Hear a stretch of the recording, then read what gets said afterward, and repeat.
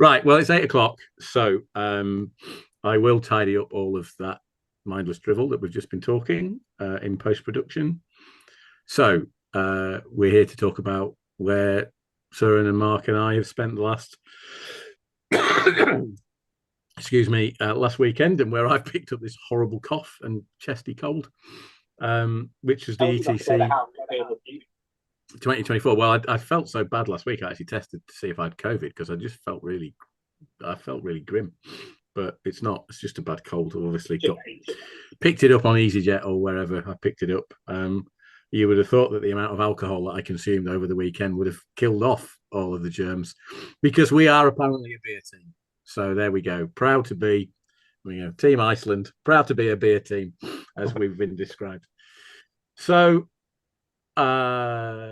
quick background: Mark played for England. Søren and I played for the same team. We played for Team Iceland. If you haven't been following the blog, then the winners were Team USA, and I think we predicted that the USA would do pretty well in the pre-ETC video. Third place were Team Italy, and I think we suggested that Italy would probably be on or around the podium.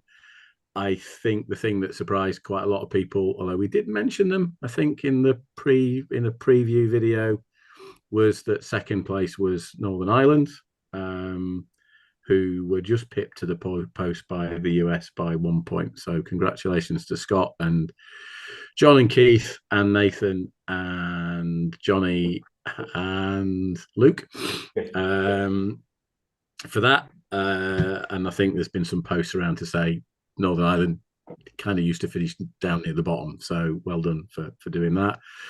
Best painted team was Team Denmark. So congratulations to Christian and the guys from Team Denmark. Best painted individual was Terradas from Team Portugal. And if you haven't seen the photographs of Terradas, he's absolutely fantastic. I mean, it was I think a clear winner for the best painted, and it really does pop. And he had some pretty serious competition as well. There's some pretty good painters there, but it was just really eye-catching. Best general was Tio from Team Austria, who used to play for Romania. Best Axis general was John Cederberg from Northern Ireland. And the most important prize, obviously, the best sporting team, went to Team Iceland. So, and that's the second time Team Iceland have won Best Sporting, and we've only been twice. So we're obviously doing something right in terms of playing. And as everybody has pointed out, that's twice that we've won it with the handicap of me being on the team. And I am old enough and ugly enough to know that I can sometimes be a bit Marmite, as we say in the UK. So, shall I throw it open? So I'm going to throw it to Søren first, because he's done some stats, haven't you? You've started to do your number crunching around relative efficiency of formations and stuff. So I'm going to let you start on that, because it actually plays into my pet hate of too many half tracks. So what did you find? What did the numbers show us? Well, the idea behind it all was that most of us feared that the German half track span would do better than it was supposed to. That less competent players would be able to get a better result than they would with any other list. And it's hard to track because there's multiple formations. So you could run a Fallschirmjäger company, and then you could have some Berlin stuff, where you wouldn't know which one is making the points. But overall stats seems to suggest that the German lists, which made up a third of all lists at the ETC, did above average, where almost any other nation did below average. So it seems to suggest that either all the good players pick Germans, or the German lists are just a tad too cheap, and gives you too many weapons and options to do your attack or defend with. So hopefully Battlefront would take a look at them and adjust some of the point at some point. We haven't heard anything, except they say they're going to do late war dynamic points at some point. But normally ping me all the stats, sorry, and I'll see if I can have the same conversations. Battlefront were receptive after the last ETC getting hard backs. and then appropriate arguments, which not last last ETC to do the bigger revision to mid-war. So who knows? I think it is on their slot chit. I just think it's a very big task. It is, and I don't know how to do it without some sort of stats, because at the moment they're just putting it out. What do you think should be changed? And then 500 people punch in their pet tank and says this has to be cheaper or more expensive. I mean, I think if you look at mid-war and you look at the broad themes of dynamic points in terms of you can't have a half track that's cheaper than kind of an armored car cheaper than an infantry. Recce needs to go up, trying to reduce spam, gun, a bit of adjustment of guns, a bit of adjustment of medium tanks. I think you could probably see a theme that can be put into their algorithm. Well, not saying that's perfect, but it'll get closer. It is, but apparently it's the same problem we're now facing in late war, with half tracks being cheaper than infantry. But that's what I mean. Dynamic. If they then apply dynamic points to mid-war, that type of equation, you would overcome that. Yeah, I think that's, I didn't play too many. I think I played 2 German half-track spams, and it is, your infantry goes, well, I've got to attack that, and you've got more half-tracks than I've got infantry, and they all shoot. I shoot rate of fire 1, you shoot rate of fire 5. Yeah. There's only going to be one winner in that equation. If you were to turn around and say a Stummel has to be, a vehicle with a proper gun, as in a Stummel has a proper gun, has to be a minimum of 2 points, just throwing it out there. Suddenly, Stummels become, you want to take 6 of them, right? That's a bit different now, being 12 points minimum, and that becomes a choice. So we'll pick that up with Phil. I think we all agree that there is quite a bit of tweaking needed. I think most people took a view that the Berlin book is definitely underpointed, although Mark's posted his after action report on the blog, so if you haven't had a chance to read that, have a read. And I think you found a unit of 7, is it BA-64, 7 fearless veteran PA-64s for 5 points, and I'm like, how did I miss them in army lists? So, game 1, I played Portugal, and it was a lovely game. And I was I was about to hit the objective. I'd taken out all his AT, and I was like, well, I'm going to go in. There's only some infantry left. Got loads of tanks, and then I'd had to put one of my objectives by Cropfield, and these BA-64s come in. I'm like, that's all right. They're aggressive. They haven't got scout. I'll wipe them out. Oh no, they're cautious. There's 7 of them. I'm like, how much is that? 5 points. That's brilliant. And then it goes to ground at a crop field, and you're like, Yeah. So they may well be something that needs to be looked at. So you took your aggressive Shermans with the dodgy crocodiles. And how did you do? 4 wins? I got 4 wins. So I think 4 wins. 18th of 120. So not as good as last year, but held my own. And that's nearly half your points, though, isn't it? That's nearly half Team England's points. So I shout out to Paul Stovall, who got 6, and then I got 4. So between us, we had more than half the points.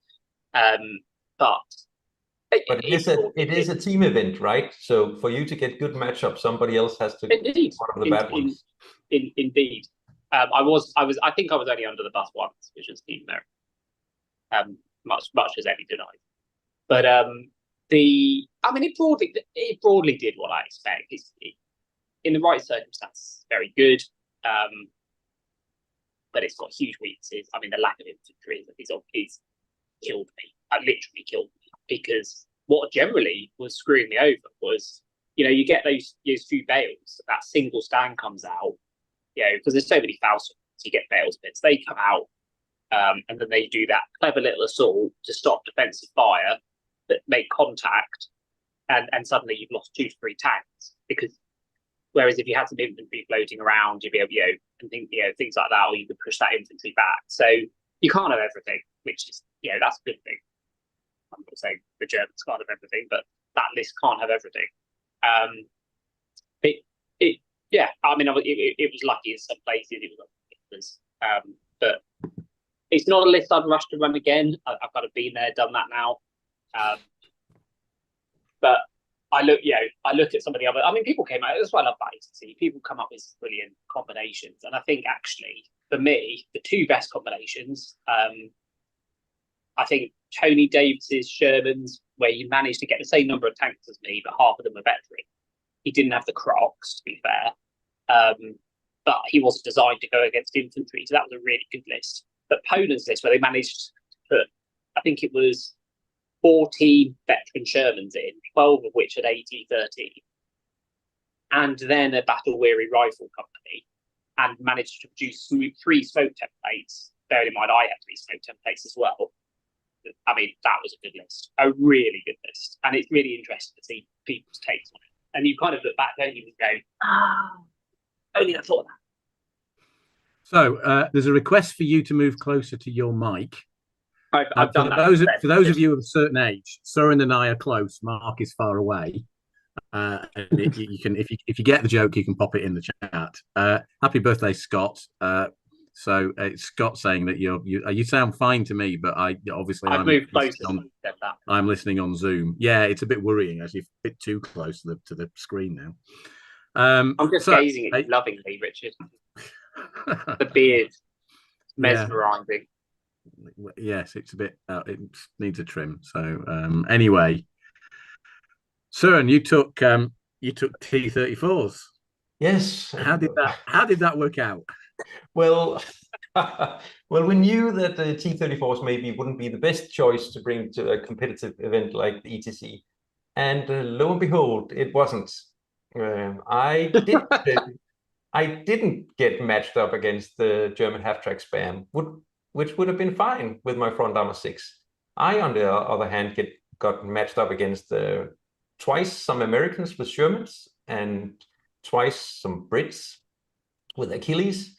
And even though I had 27 tanks, it seemed that it only took a platoon of 4, either Shermans or Achilles, to just rip me to pieces. Being hit on 3s is a biatch, especially if you are outgunned or outranged, and you can sometimes the Achilles or the Shermans just were sitting on a hill shooting away, and stabilizers from the Shermans will just. You hit on 4, so half the dice will hit. That's more or less 4 T-34s each round, and the T-34 76 is slow firing. So when you move, I don't hit anything. But we knew that, and I had fun. I had a goal of winning 2 games. I couldn't do that. I only won 1. I had some close runs in 3 other games where it could have been a victory. But as I wrote it in a post, that normally you get to set up your assault or your attack, and if you fail that, you'll have another plan. You have a couple of more tanks you can put in and then give it another shot. I only managed to have 1 shot each game, and when that failed, I just got shot to pieces. I had fun. The list has some problems. The T-34 is just a tad too expensive, or maybe I should have taken less, but then they die even faster. So table pressure.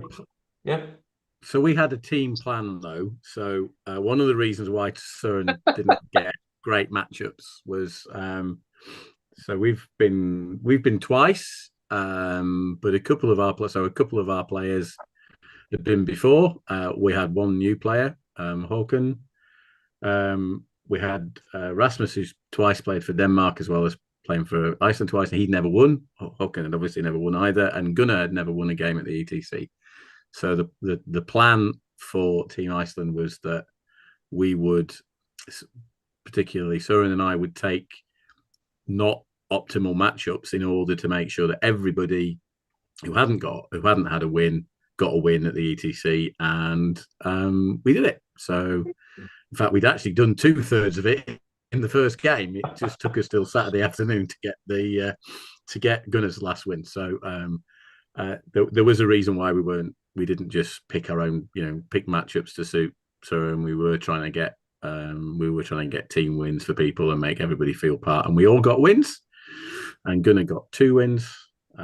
So we were happy, and obviously the fact that we were having a fun time helped us get the best sporting trophy. And I should perhaps finish off by saying I took my Spanish La Nueve.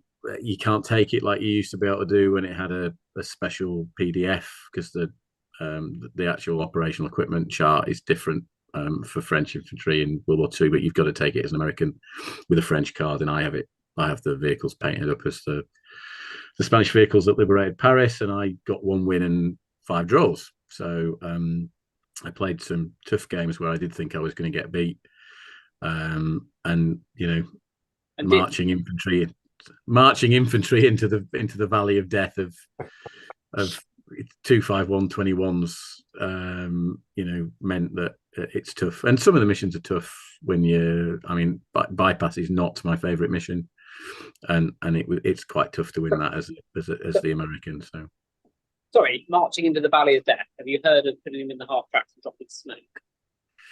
So yes, Mark. And when you start with you're starting with half your army off table, you don't have a lot of spare infantry, and once the smoke runs out, they still haven't got across the table, and they're still going to die horribly. So anyway, it wasn't about me. I had a fun time. I didn't lose any games, but we got the wins for the people that we wanted to. So overall, it was the first time that we've been back in the same venue as our, trying to think of the best word to describe them, co-players from T9A. There was a lot more of them than there were of us. I thought the venue was fine. Thought Marek had done a really good job of setting it all up. There were a couple of teething issues on the first day. We had a bit of a mass panic on the Thursday when everybody was stuck in Frankfurt, and there were all sorts of issues with planes. But organisationally, I think it went off okay. There weren't any real big set piece issues. If you were listening in early, we were just chatting about, there were a couple of games that ran on for quite a long time, but I think 3 that were an issue, and Søren can actually tell me how many games we actually played, given that my maths is dreadful. So what is it, 20 I think teams? We played 360 games. 360 games, yes, not 120. So there you go. That's why historians don't do maths. So 10 issues, 3 games with issues that ran on out of 360, I think is probably not much of an issue for us to have to think about how we resolve that. There was one game that was still going on while the prize giving was going on, which was a bit odd. I was the judge for that. Yeah. Yes. And it didn't. I'm not quite sure why it had to go on, right? Because it wouldn't have made any difference to the outcomes of the. And it was a draw. It was a draw. Yeah. But I thought it was good. So we've started the usual debrief about things. I don't know how. I mean, that's my view. I mean, I'm obviously, I dealt with Marek before when we were supposed to go to Poland in 2021, and I think he ran it well. I mean, it's what his job is. So I think he did a good job. I don't know what you guys felt in relation to the venue. As I say, there were a couple of teething issues on the Friday, but I think they were sorted out, weren't they? I think the venue was good. He did everything. Seen, obviously a lot of report scenery. It was set up there. I'm not a fan of having the page there, but there you go. I just think you should war game with your shirts on. But there you go. But in terms of the only area of improvement really was the fact that people weren't getting lunch because the food vans couldn't keep up with the number of people over there. So when you rock up and go, now we'll wait for a burger. It's a bit pesky. Which also comes back to it just being us, and it could have been having. But outside of that, it was really good venue, and it all flowed. Also, you can actually hear the announcer, which for ETC is really rare. Søren, what was because you've done one before, haven't you? Yeah, I've done one before. I did Belgium. The first time was in Hassel. Well, I have nothing to put my finger on. I got food. There's aircon in the venue. There's bar, free water, toilets, scenery is fine, enough space to go around when you're walking around the table. There's a screen showing how much time is left. I think he did a wonderful job, and wouldn't hesitate to recommend him for any other tournament going on. I think he did a great job. Cool.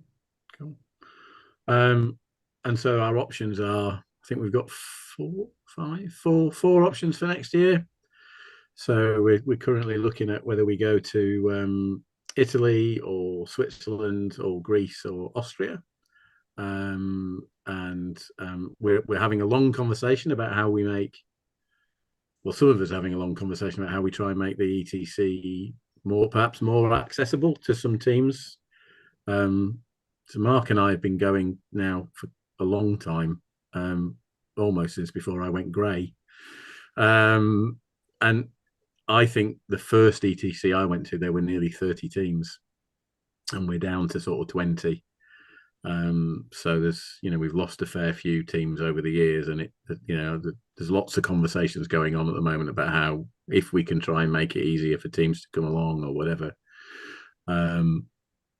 But also, I think so I should do a little bit of a plug actually for Burning Bridges, which is the Icelandic gaming club page, which Søren moderates on Facebook. So Søren did some interviews of people to try and sort of demystify the ETC, because I don't know whether 3 old grognards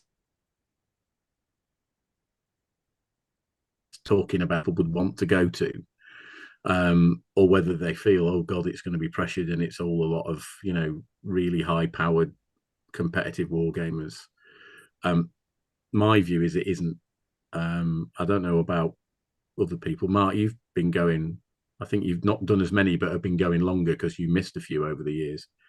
What do you think on that? How should we be making it more accessible? How do we get newer people? You're different because you play in a more competitive team perhaps than Søren and I do. So I don't know, do you feel it can be a bit serious, or is it just normal? I actually don't think it's as serious as it used to be. I actually think V4 made it a little bit less intense. I think the numbers are V4 based. When we saw the drop off V4, we've seen the numbers tip up a little bit. You need to come back towards your mic, mate. We've seen the numbers tip up a little bit as V4's bedded in and A4, etc. There's some obvious absences. For example, in the heyday we had South Africa, we had Australia. We had Canada, etc. Ultimately, this discussion about the number of nationals from that country, would it encourage them to come? Maybe, but then I can see the counterpoint. They're not necessarily really then a national team. I don't think necessarily, putting in 5 extra teams, does it make the event better? Does it? I don't think so. I think fundamentally, a lot of it's down to money. You're fishing in a very small pot of people who, 1, want to go to tournaments, 2, want to go to what is, but even if you're there for fun, it is more intense than normal tournament. It's 3 days, which is a long time to play. It is tiring, and you've got, for most people, don't take the family there. Mostly, so you've got to get time off, and then you've got to have the money and inclination to do it. It's always going to be a tiny pot, and I see the other way. I don't think that the fundamental problem. I think if we saw drop-offs from where we are now, real drop-offs, then we need to look at it then. Then I think if you're putting around about 20 teams in, I think that's pretty good, particularly given that, Planes of War, in the grand scheme of things, is not that big a war game when you compare on things on the market. Søren? Yeah, I would just like to see new teams arrive and come and join the fun, because it isn't die-hard competitive. Let's do everything to win, and I think that as a tiny community, we should maybe open up to get more people to come and play. I know it's a national championship, and we have to respect that, but we are putting up boundaries to making people that want to come can't, right? I'm not saying we should have the Team US2, but if we have players wanting to come, why is it so important that keep them out because they have the wrong passport?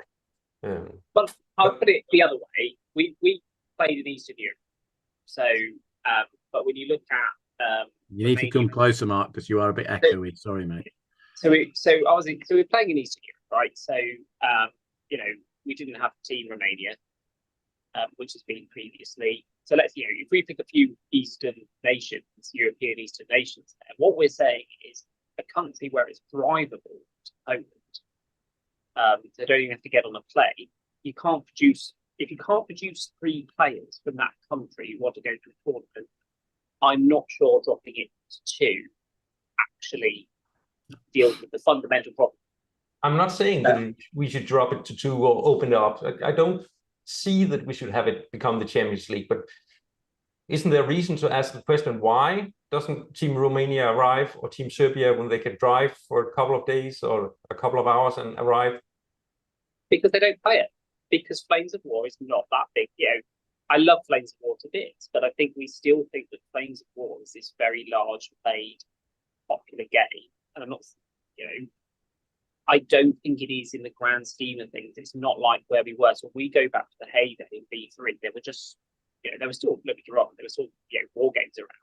But when you compare the choice of war games back in 2014, 15 to now, you know, it's just a different landscape. People are tied between different things. Flames of War had the massive drop off, but it never recovered for in V4. Yeah, it's brought some new blood in, but people went off to other things, and once you start those other communities, it still had that knuckle.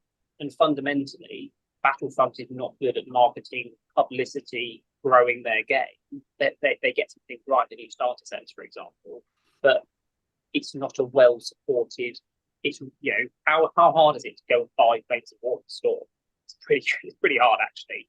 You know, we're just about to get a website which sees if things are in stock. You know, I suspect it'll be a website where those things aren't in stock. You know, it's not an easy game compared to, you know, the massive game, Star Wars Armada, what's it called, Legion, 40k, Warhammer.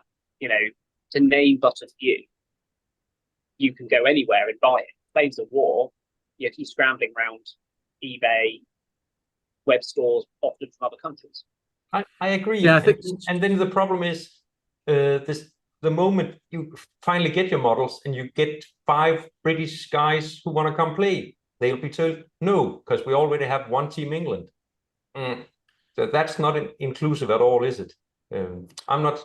But I don't have the solution. Asking to be on Team England. So I mean, look, I think Mark and I came into Flames of War from 2 very different directions. I mean, so there's actually 3 very different types of wargamers on this call, because Søren had never done any wargaming at all before Flames of War, if I remember, if that's right, isn't it? Yeah. Mark had done some sort of got into Flames of War through the Warhammer fantasy side, and you know, everybody knows that I'm the grumpy old historian who gets upset about things not being right. And V3 was very much a sweet spot, I thought, for bringing together people from different backgrounds across the hobby. And we ought not to forget that Flames of War has been a very popular gaming set for nearly 20 years in relation to version 1, version 2, version 3, and version 4, right? And that's a long time in wargaming, you know, longevity. Most games don't have 100 and odd people turning up to competitions 20 years after they came out. So it isn't as popular as it was in V3, but I don't think it's on its uppers. So I kind of sit, Søren and I've been chatting about this on a you know, through Messenger and stuff during the day. I don't think it has to be either or. I think we can attract people in who want to play and build teams of friends. But I also think it's important to, you know, to try and maintain that national approach. And, you know, it'll come as no surprise to anybody that doesn't know me. I'm not Icelandic, but, you know, I've played for for Iceland twice, and I've played for Denmark, and I'm not Danish either. I live in Scotland, and I'm English, and I've got a Welsh granddad, so I can play for three. I can play for all the great British teams. And I think Mark hits the nail on the head. You know, the three of us have a relatively decent amount of disposable income, and it isn't cheap to go. Even going to Poland was not. You know, the days of going to Eastern Europe and it being really cheap are long gone, and they're not coming back. And Krakow's a beautiful city, and we had some fantastic. You know, for me, I think everybody knows it's much more about seeing friends, catching up with people from around the world that I haven't seen for a while. I like the gaming, but I wouldn't. You know, it's not the primary aim. I'm not going to win any tournaments. I'm certainly not going to win any best painted prizes. But it is a big ask, and you know, younger people are going to struggle to you know, chuck in for 4 nights in a hotel and a flight, and even sharing rooms. It's not going to be dead cheap. So I think there's two sides to this about how much we maybe move towards trying to be inclusive. But you know, a hobby of people that looks like me isn't going anywhere other than, you know, into retirement fairly quick. So we do need to look at how we do try and encourage people to come. Both Mark and I have said, if anybody's out there, that Mark's currently the Wales captain and I'm currently the Scotland captain, and if anybody out there is interested in picking up and getting a team to go, we're more than happy to help. We probably won't go as team members, but we're more than happy to help out and point him in the right direction. And hand the captaincy over. Yeah, well, that's right. So, you know, we'd be happy to help you point in the right direction. I probably stick with, you know, I like playing with my friends from Team Iceland, and I wouldn't be wanting to change. But that's not to say that we wouldn't want to try and encourage people to go. But it is a commitment, but it's fun. You know, you don't, you know, even the top tables we've played, you know, we've played as Iceland, we've played the US, we've played Poland, we've played, you know, I've played lots of it. The game, you know, I've not had an unfriendly game at the ETC for nearly 10 years, and that was a long time ago in a dim and distant past. It's as fun. Yeah. Well, you know, and there were reasons for that, and then if you know, you know, and I'm not going to go into it here. But I think it is a great way of meeting new people. So I'm not sure what's happening. I don't know what's happening. Hang on. Okay, guys, we've been hacked. So I don't know what's happening. I'm trying to find whichever. Are you sure you haven't got a window open in your browser? It sounds like an advert. So there we go. Advert. I have no idea where that advert came from. It was presumably for a car. Please don't buy a car from us three. There is a photograph on Facebook saying, would you buy a used car from these two people, which is 3 people, me and Dave Madigan and somebody else. So I'm not sure where that came from. Mid-war next year. Søren can't go, unfortunately. What will happen is that Søren won't be going, but during the ETC, there will be lots of text messages and lots of requests for photos and lots of requests for live videos from Søren. What's happening? What's happening? Who's top? Who's doing what? Who's doing what? Which is what happened last year when we were in Hasselt. England looking to improve on your performance this year? Disappointing this year. This not a lot. Yeah, we had you down as challenging, but I don't think you ever really challenged, did you, for a podium spot? Well, day one, coming out. Day one we then got battered by the US. No, we came out of round one like, yeah, we once got 4 wins in round one and we're near the top. It doesn't happen. Yeah, and then we got decimated and kind of just sailed. I think one time we were tipping top third, but by the end we were back in the middle. And we were where we thought we were going to be, weren't we? Yes. That didn't come as a surprise. But a surprise this year. We got one more win than we thought. Yes, definitely. We got 20% more wins than expected. But it didn't take that many points to win this year, which was a surprise. we still have to see the number of draws to figure out if it had any impact, the spam list, but it doesn't look like it. It seems like it has the standard amount of draws, so it just seems like the top nation divided points equally. And I'm shocked that there weren't less draws than normal, given that we had a guaranteed 7 turns, and one of the rounds we played to conclusion of covering force, even if it went on to past 8 o'clock. But well, it only went on to past 8 o'clock for one team on one table, didn't it? Which I think is, we need to deal with that in the rule pack. But when you think one of the 6 games was always going to have a winner or a loser because you can't draw covering force. I don't think. Can you draw covering force? I don't remember. But the fact that we had a guaranteed 7 turns going to sudden death, I thought would, it doesn't mean we don't have any draws, but pretty shocking. Yeah, I mean, I got five draws, but that's because I was fighting quite hard not to lose. I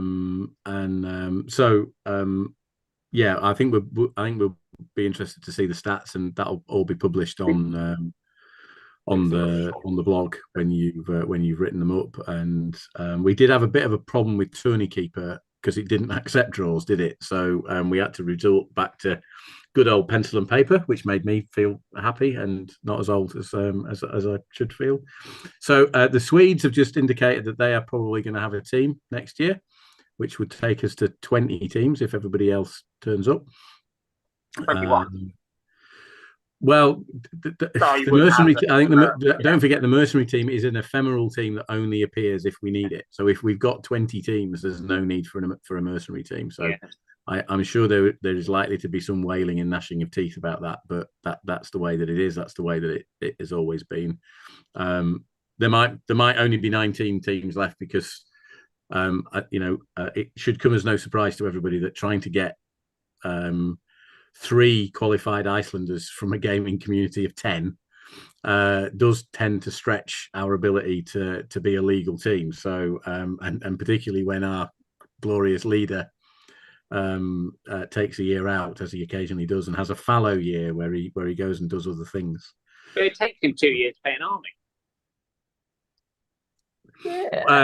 Yes, and 3 boxes to bring it to a competition. So if you're following.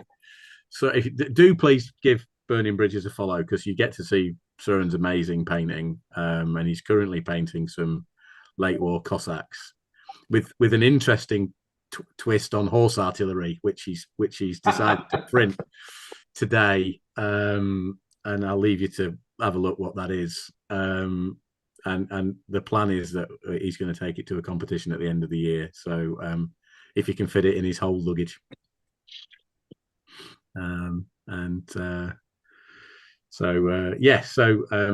give Burning Bridges a follow as well as us, because there is some good interviews, and there's a particularly good interview with Taradis about his painting, and honestly do take time to look at the painting photos that we've all put up. Definitely, I think all 3 of us have posted on the Breakthrough Assault blog, and Søren's done some videos for Burning Bridges, because the painting standard was immense.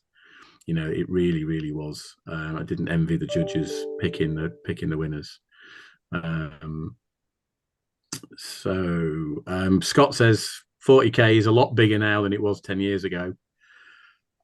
And I'll take everybody's word for it, because I don't want to be dismissive of the other side of the I just don't, it just doesn't interest me at all, so I don't really pay very much attention to it. I know Mark makes a fortune out of their shares, so not anymore. You sold, right? So they must be doing okay. Better than mine. But yeah, I mean it's impressive the number of players. I mean the painting on the T9A stuff is amazing, and I generally really don't want to be dismissive.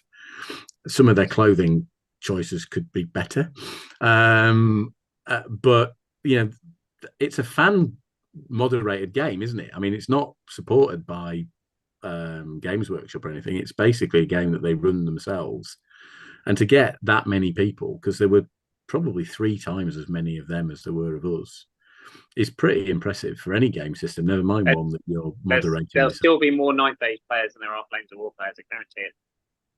Yeah. Oh, yeah. I mean, well, you only have to look at the competition, Mark. I think there were 3 times as many of them at the competition as there were of us, and that's for a game that doesn't have any. It's not got a company behind it, has it? As far as from what I understand, it's a sort of player-run system. Yeah. I mean, very, very impressive. So we are in competition with lots of other stuff. If you follow the other Breakthrough Assault blog, which is the Breakthrough Assault plays stuff, you'll see that we don't just all do Flames of War. I've just posted up some other historical stuff, and Lee and Mark are always posting up Warhammer stuff. Mark's whatever that is, a green thing. That's an orc and a wyvern 3D printed. There you go. Bit of old world action. Oh, right. And Mark's preparing his slave labor battalions because he's got his daughter painting figures now as well. So she painted up a very nice Jurassic Park dinosaur, which looked really, really good, better than I could do. So we're expecting you to start churning that out and charging at decent rates for Emily's painting, mate. And I've got they're only 2.5, but I'm growing boys. Well, they probably paint better than me anyway. So right, I think we've kind of come to a natural end point, haven't we? Because we're wittering, or I'm wittering a bit. Is there anything you want to say in conclusion? I think the only thing I'll say in conclusion. So obviously, we've gone around the boy about the German spam bits. The banter about the same army just being passed around tables was there before, but having, as one of the refs, and having to watch corral games at the end and go and look at different people, I think my observations of it was, one, I don't think many people could hand on heart say that's a great fun list. I didn't see people truly enjoying or raving about their list. I might be wrong. That's my observation. Secondly, I struggle to think of many exceptions where the problems with games not finishing were not to do with German spam. Okay, yeah, it's the person who plays it, but too many people are still thinking they can play faster than they can, and what they're not. And while it's a very powerful list, people still don't get into their heads. It doesn't matter how powerful it is. If you can't get it over the line, you get a win. And my perception was often that was the issue with the army. And if you came up against, because so many people had it, most teams had like 2 German spam lists. If German spam came up against German spam, you're often on a high road to nothing. So it seems really clever to take these lists. I'm not sure it worked out for, don't get me wrong, really good players in it could do well with it. But, as Søren said at the beginning, does it mean a mediocre player can take that and do well? No, I don't think it does. And actually, what it does is it means there were some really good players who do as well with it as they expect. So I can think of one. I think Johnny Fisher got 3 wins with it because he had 24 of the 251 12s. And Johnny, I'm not angry, I'm just disappointed. I think what it enables people to do in a team sense is it potentially enables a weaker player not to lose and therefore give a point away. And we constantly have this conversation between the 3 of us and other colleagues as well that have been on this blog, Morton and people like that, about how different people view not winning and etc. I think in a team competition, not giving away points is not a bad thing to be, and I think that's what the German spam list does enable people to do, because it is, I came down to Mark's and we played it, and it was a very long game because I'd also got quite a lot of template weapons as well, and it's a difficult army to win with if you're an okay player. But I think it's also quite a difficult army to beat if you're an okay player. So you can, in cricketing terms, hold up an end, I guess. Søren, got any final thoughts before I go and have my tea, actually? So no, just if you're watching, come to the ETC. It's fun. Just come and enjoy the war game. Go see Ninth Age and see all the wonderful painted stuff, and go out at night and have team dinner with the war gamers. So you'll always have something to talk about. It's not like your sister's wedding. You'll always have something to talk about, and The drinks are cool, and you have fun and learn something new. So enjoy. Come to the ETC. Well, I think that's a really positive, upbeat message to end it with. So we will cook up something else before Christmas, I think, to have a chat about. Maybe get some more guests on. Pacific. Say again? The Pacific. I know. Is that coming in January now? I don't know. You're the person that's closest out of the three of us to Yeah, fill 2025. Oh, I've seen that months ago. I'm just waiting for it to come out. So we may get. Is there a possibility we'll get a copy and we can? I think it's January. I think it is January. We might have a copy of it. I think it is. I think it was in that one of the videos or one of the blogs. Yeah, I was just wondering if we can ask Phil to say, well, can we trail it without points and just give it a view? Because we did that with Clash of Steel. I think we didn't give away points or anything, and we got an early version of it, and Martin and I had a chat about it. So I wonder if there's a possibility of us doing that. I don't think I'll do it for a normal book. Okay, all right. Well, but we'll have to see what the embargo date is. But as soon as we get it and we're on the embargo date, we'll have a chat about it, because obviously it's going to introduce a new nation to Flames of War, which is exciting. It's going to be and linking back to ETC, it's going to change the dynamic of ETC having the Japanese. Are they doing mid-war? Are they doing it like V3 with mid-war and late-war points? I can't. Oh, you can't possibly comment. Okay, right. But you want to give a plug? If there will be a mid-war, I don't think that's giving anything away. Okay, you want to give a plug for your competition? Yes. So last weekend of September, we have UK Nationals at Battlefield Hobbies in Daventry. So there's 44 places. We've actually had to increase to that because it's sold out. So I think it was 37, 38 players at the moment. So about 6 tickets left. So if you want to come, act quickly. Obviously, fully supported Battlefront tournament, with all the prize support, objectives, etc. You can bring non-Battlefront models. We're not like the US. European nationals are more relaxed, so crack on with that one.